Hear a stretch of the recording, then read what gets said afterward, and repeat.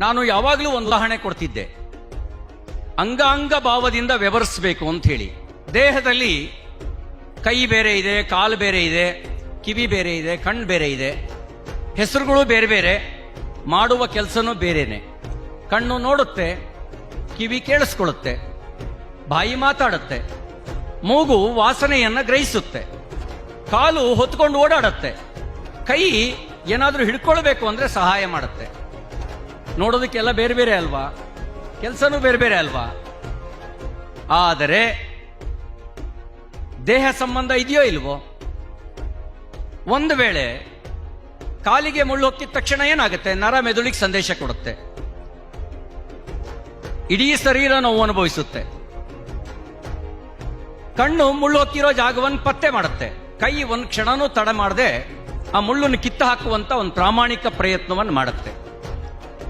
ಒಂದು ವೇಳೆ ಅದಾಗ್ಲಿಲ್ಲ ಅಂತ ಇಟ್ಕೊಳ್ಳಿ, ಕಾಲಿಗೆ ತಾನೇ ಮುಳ್ಳು ಹೊಕ್ಕಿರೋದು, ಯಾವಾಗಲೂ ಗಾಂಚಲಿ ಮಾಡ್ತಾ ಇತ್ತು, ನಾನೇ ಎಲ್ಲ ಹೊತ್ಕೊಂಡಿದ್ದೀನಿ ಅಂತೇಳಿ ಮುಳ್ಳು ಹೊಕ್ಕಿದ್ದು ಒಳ್ಳೇದೇ ಆಯ್ತು ಅಂತ ಸ್ಟ್ರೈಕ್ ಶುರುವಾದ್ರೆ ಒಳಗಡೆ ನರ ಮೆದುಳಿಗೆ ಸಂದೇಶ ಕೊಡದೇ ಇದ್ರೆ, ಕಣ್ಣು ಮುಳ್ಳು ಹೊಕ್ಕಿರೋ ಜಾಗವನ್ನು ಪತ್ತೆ ಹಚ್ಚದೇ ಇದ್ರೆ, ಕೈ ಮುಳ್ಳನ್ನು ಕಿತ್ತು ಹಾಕದೇ ಇದ್ರೆ ಏನಾಗಬಹುದು? 4 ದಿನಕ್ಕೆ ಭಾವವಾಗಿ ಕೀವು ತುಂಬಿಕೊಳ್ಳುತ್ತೆ. ಹಾಗೆ ನಿರ್ಲಕ್ಷ್ಯ ಮಾಡಿದ್ರೆ ಗ್ಯಾಂಗ್ರೀನ್ ಆಗುತ್ತೆ. ಇನ್ನೂ ನಿರ್ಲಕ್ಷ್ಯ ಮಾಡಿದ್ರೆ ವಿಷ ಏರಿ ಮನುಷ್ಯ ಸತ್ತು ಹೋಗ್ತಾನೆ. ಇದನ್ನ ದೇಹಕ್ಕೆ ಹೋಲಿಸ್ಕೊಂಡು ಮನುಷ್ಯ ಅಂತ ಹೇಳಿದೆ. ಇದನ್ನ ದೇಶಕ್ಕೆ ಹೋಲಿಸಿ. ನಾನು ದೇಹಕ್ಕೆ ಹೋಲಿಸಿದ್ದನ್ನ ನೀವು ದೇಶಕ್ಕೆ ಹೋಲಿಸಿ. ಕಾಶ್ಮೀರಕ್ಕೆ ಆಗಿದ್ದು ಕಾಶ್ಮೀರಕ್ಕೆ ತಾನೇ ಆಗಿದ್ದು, ಅಲ್ತಾನೆ ಓಡಿಸಿದ್ದು ಹಿಂದೂಗಳನ್ನ, ಅಲ್ತಾನೆ ಬೆಂಕಿ ಹಾಕಿದ್ದು, ಅಲ್ತಾನೆ ಗರಗಸ ಇಟ್ಟು ಕತ್ತರಿಸಿದ್ದು. ನಮ್ಗೇನಾಗತ್ತೆ, ನಾವಿಲ್ಲಿದ್ದೀವಿ ಅಂತ ಭಾವಿಸಿದ್ರೆ ಕಾಶ್ಮೀರಕ್ಕೆ ಹೊಕ್ಕ ಮುಳ್ಳು ಕರ್ನಾಟಕಕ್ಕೆ ವಿಷವೇರಿ ದೇಶ ಸತ್ತು ಹೋಗುತ್ತೋ ಇಲ್ವೋ? ಇದನ್ನು ಹಿಂದೂ ಸಮಾಜಕ್ಕೆ ಹೋಲಿಸಿದ್ರೆ, ಇದನ್ನು ಹಿಂದೂ ಸಮಾಜಕ್ಕೆ ಹೋಲಿಸಿದ್ರೆ ನಮ್ಮ ಸಾವಿರಾರು ನೂರಾರು ಜಾತಿಗಳಿದಾವೆ, ನಾವು ಮಾಡುವ ಕೆಲಸನೂ ಬೇರೆ ಇದೆ. ಒಂದು ಜಾತಿಗೆ ತಾನೇ ಆಗಿದ್ದು, ಹಂಗೆ ಆಗಿದ್ದು ಒಳ್ಳೇದಾಯ್ತು ಅಂತ ಸುಮ್ಮನೆ ಬಿಟ್ಬಿಟ್ರೆ ಅದು ವಿಷ ಏರಿ ಹಿಂದೂ ಸಮಾಜ ಸತ್ತೋಗುತ್ತೋ ಇಲ್ವೋ? ಅದಕ್ಕೆ ಅಂಗಾಂಗ ಭಾವದಿಂದ ವ್ಯವಹರಿಸಬೇಕು. ಬಸವಣ್ಣವರು ಒಂದ್ ಕಡೆ ಮಾತು ಹೇಳ್ತಾರೆ, ಕಾಸಿ ಕಮ್ಮಾರನಾದ, ಬೀಸಿ ಮಡಿವಾಳನಾದ, ಹಾಸನಿಕ್ಕಿ ಅಕ್ಕಸಾಲಿಗನಾದ, ವೇದವನೋದಿ ಹಾರುವವನಾದ. ನೇಕಾರಿಕೆ ಮಾಡೋರು ದೇವಾಂಗ ನೇಕಾರರು ಅಂತ ಕರೆಸ್ಕೊಂಡ್ರು, ಒಕ್ಕಲ್ತನ ಮಾಡೋರು ಒಕ್ಕಲಿಗ ಅಂತ ಕರೆಸ್ಕೊಂಡ್ರು. ಅಲ್ಲೇ ಒಕ್ಕಲ್ತನದ ಒಳಗಡೆ ಕುರಿ ಕಾಯ್ತಿದ್ದವ್ರು ಕುರುಬರಾದ್ರು, ದನ ಮೇಯಿಸ್ತಿದ್ದವ್ರು ಗೊಲ್ರಾದ್ರು.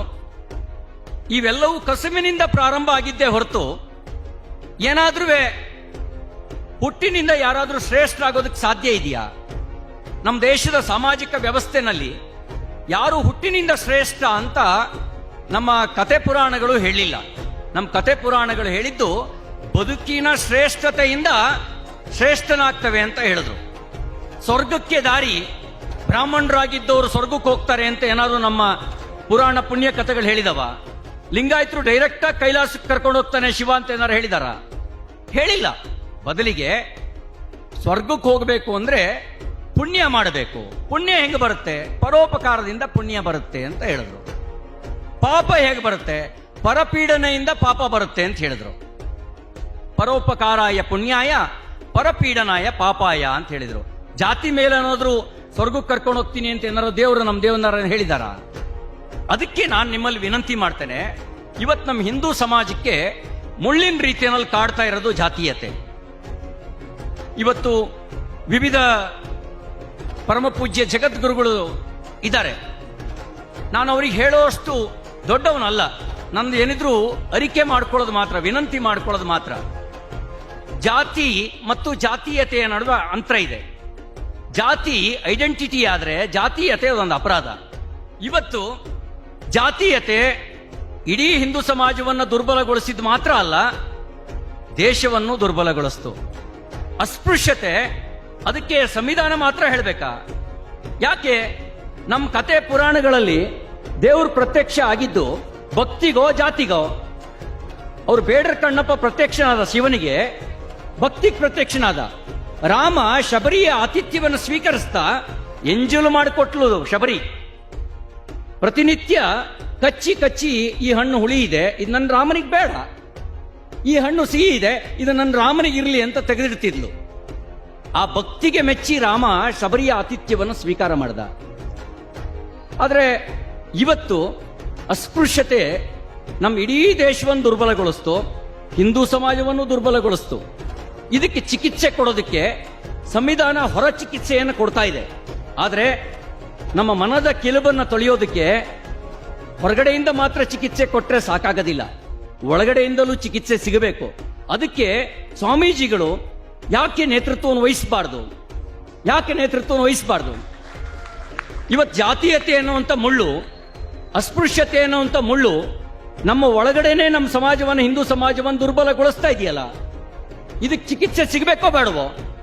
ಈ ಚಿಕಿತ್ಸೆ ಕೊಡುವಂತ ಕೆಲಸ ನಾವೆಲ್ಲರೂ ಒಟ್ಟಾಗಿ ಸೇರಿ ಆಲೋಚನೆ ಮಾಡಬೇಕಾಗಿದೆ. ಇದು ಒಳಗಡೆಯ ಮುಳ್ಳುಗಳಾದ್ರೆ, ಹಿಂದೂ ಸಮಾಜದ ಒಳಗಡೆಯ ಮುಳ್ಳುಗಳಾದ್ರೆ, ಹೊರಗಡೆಯಿಂದಲೂ ಕೂಡ ಮುಳ್ಳುಗಳು ನಮ್ಮನ್ನು ಕಾಡ್ತಾ ಇದ್ದಾವೆ. ಅದು ಕೊಡಲಿಯ ರೀತಿಯಲ್ಲಿ ನಮ್ಮನ್ನು ಬೀಸ್ತಾ ಇದೆ. ಬರೀ ಮುಳ್ಳಲ್ಲ, ಜಾತೀಯತೆ ಅಸ್ಪೃಶ್ಯತೆ ಅದು ಮುಳ್ಳಾದ್ರೆ ಕೊಡಲಿ ರೀತಿಯಲ್ಲಿ ನಮಗೆ ಬೀಸ್ತಾ ಇದೆ. ಆ ಕೊಡಲಿ ಯಾವುದು ಅಂತ ಹೇಳಿದ್ರೆ ಮತಾಂಧತೆಯ ಕೊಡಲಿ ನಮಗೆ ಬೀಸ್ತಾ ಇದೆ, ಮತಾಂತರದ ಕೊಡಲಿ ಬೀಸ್ತಾ ಇದೆ.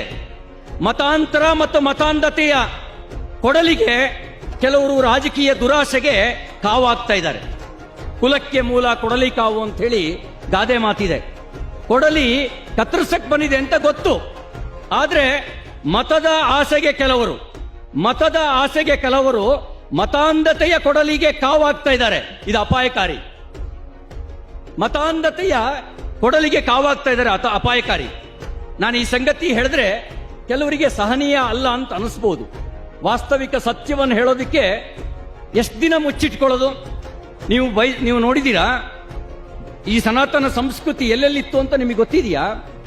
ಗಾಂಧಾರಿಯ ತವರು ಮನೆ ಗಾಂಧಾರ ದೇಶ ಎಲ್ಲಿದೆ ಇವತ್ತು? ಗಾಂಧಾರ ಜಗತ್ತಿನ ಭೂಪಟದಲ್ಲಿ ಗಾಂಧಾರ ಸನಾತನ ಸಂಸ್ಕೃತಿಯನ್ನ ಮೈ ಹೊತ್ಕೊಂಡು ನಿಂತಿದೆಯಾ ಇವತ್ತು? ಮತಾಂಧತೆಯ ಕೊಡಲಿಗೆ ಗಾಂಧಾರ ಬಲಿಯಾಗಿ ಆಫ್ಘಾನಿಸ್ತಾನ ಆಯ್ತಲ್ಲ. ಸಪ್ತ ನದಿಗಳ ಸ್ಮರಣೆ ಮಾಡ್ತೀವಿ. ಜಗದ್ಗುರುಗಳಿಗೆ ಪಟ್ಟಾಭಿಷೇಕ ಮಾಡಬೇಕಾದ್ರೆ ಸಪ್ತ ನದಿಗಳನ್ನು ಆಹ್ವಾನ ಮಾಡಿ ಅದರ ಜಲವನ್ನ ಪ್ರೋಕ್ಷಣೆ ಮಾಡಿ, ಅದು ನಾವು ದೇವಾಲಯಗಳಲ್ಲಿ ಪ್ರಾಣ ಪ್ರತಿಷ್ಠಾಪನೆ ಮಾಡಬೇಕಾದ್ರೆ ಇರ್ಬೋದು, ಜಗದ್ಗುರುಗಳಿಗೆ ಪಟ್ಟಾಭಿಷೇಕ ಮಾಡಬೇಕಾದ್ರೆ ಇರ್ಬೋದು, ಗಂಗೆ ಚ ಯಮುನೆ ಚೈವ ಗೋದಾವರಿ ಸರಸ್ವತಿ ನರ್ಮದೆ ಸಿಂಧು ಕಾವೇರಿ ಸನ್ನಿಧಿಂ ಜಲಸ್ಮಿನ್ ಕುರು ಅಂತ ಹೇಳಿ ಸಪ್ತ ನದಿಗಳನ್ನ ಆಹ್ವಾನಿಸ್ತೇವೆ ಗಂಗೆಗೆ, ಜಲಕ್ಕೆ. ಆ ಸಪ್ತ ನದಿಗಳಲ್ಲಿರುವಂತ ಸಿಂಧು ನಮ್ಮ ದೇಶದೊಳಗೆ ಹರಿಯದೇ ಇಲ್ಲ, ಅದು ಪಾಕಿಸ್ತಾನದ ಭಾಗ ಆಗಿದೆ. ಯಾಕೆ ಅಂದ್ರೆ ಮತಾಂಧತೆಯ ಕೊಡಲಿಗೆ ನಮ್ಮ ದೇಶ ತುಂಡಾಯ್ತು. ಅದೇ ಮತಾಂಧತೆಯನ್ನ ಮತದ ಆಸೆಗೆ ಕಾವಿನ ಹಾಕಿ ಪ್ರೋತ್ಸಾಹಿಸಿದ್ರೆ ನಮ್ಮ ಕುತ್ತಿಗೆ ಉಳಿಯಕ್ಕೆ ಸಾಧ್ಯನಾ? ಹಿಂದೂ ಸಮಾಜ ಉಳಿಯಕ್ಕೆ ಸಾಧ್ಯನಾ? ಯೋಚನೆ ಮಾಡಿದ್ದೀರಾ ನೀವು? ಜಾತಿ ಅಭಿಮಾನ ಇರಲಿ, ದುರಭಿಮಾನವಾಗಿ ಪರಿವರ್ತನೆ ಆಗೋದು ಬೇಡ. ಹಿಂದೂ ಸಮಾಜವನ್ನು ಕತ್ತರಿಸುವ ಕಾವಾಗಿ ಜಾತಿಯನ್ನ ಸಿಗಿಸೋದು ಬೇಡ. ಅಕಸ್ಮಾತ್ ಹಿಂದೂ ಸಮಾಜವನ್ನ ಕತ್ತರಿಸುವ ಕಾವಾದ್ರೆ, ಕುತ್ತಿಗೆ ಕತ್ತರಿಸಿದ್ರೆ ಕೈ ಉಳಿಯುತ್ತಾ, ಕಾಲು ಉಳಿಯುತ್ತಾ, ಕಿವಿ ಉಳಿಯುತ್ತಾ, ಕಣ್ಣು ಉಳಿಯುತ್ತಾ? ಈ ಸಂಗತಿಯನ್ನು ಗಮನದಲ್ಲಿಟ್ಕೊಂಡು ಮತದ ಆಸೆಗೆ ಯಾರು ಕೂಡ ಮತಾಂಧತೆಯನ್ನು ಪ್ರೋತ್ಸಾಹಿಸುವಂತ ಕೊಡಲಿ ಕಾವಾಗಿ ಹಿಂದೂ ಸಮಾಜವನ್ನು ದುರ್ಬಲಗೊಳಿಸುವಂತ ಹೀನ ಕೆಲಸಕ್ಕೆ ಕೈ ಹಾಕಬಾರದು ಅನ್ನುವಂತ ವಿನಂತಿಯನ್ನು ನಾನು ಈ ಸಂದರ್ಭದಲ್ಲಿ ಮಾಡ್ಲಿಕ್ಕೆ ಬಯಸ್ತೇನೆ. ಬಂಧುಗಳೇ, ಸಂಕುಚಿತೆಯ ದೃಷ್ಟಿಯಿಂದ ನೋಡೋರಿಗೆ, ಕಾಮಾಲೆ ಕಣ್ಣಿನವರಿಗೆ ಕಾಣೋದು ಹಳದಿಯಾಗಿ ಕಾಣುತ್ತೆ.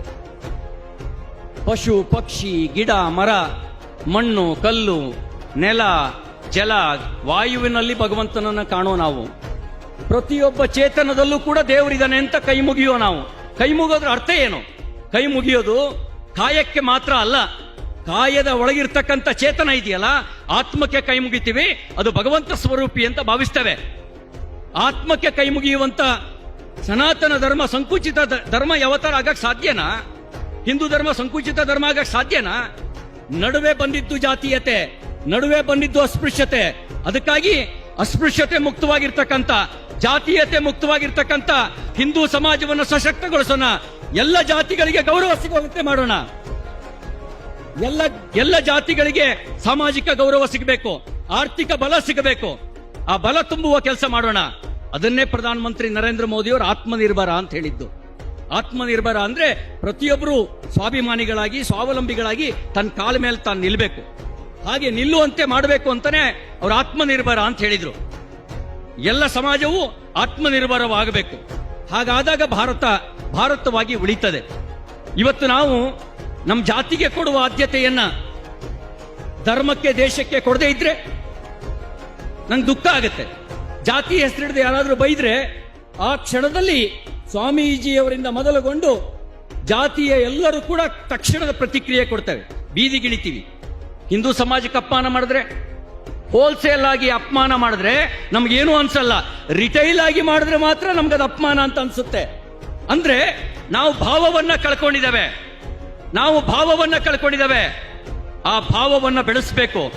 ಆ ಭಾವವನ್ನ ಬೆಳೆಸಬೇಕು.